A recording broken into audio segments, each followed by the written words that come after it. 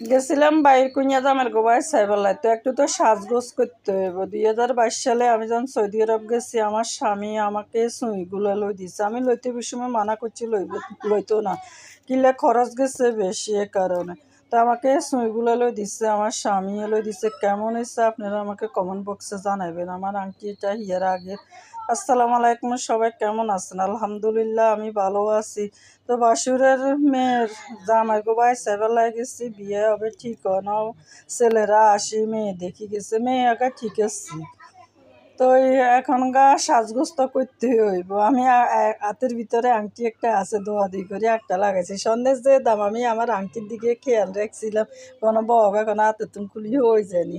তো হাতের আগে নাস্তা পানি দিচ্ছে, এগুলো নাস্তা পানি দিচ্ছে। আমি আগে 6 রোজা রয়েছিলাম, রোজা থাকি গেছি।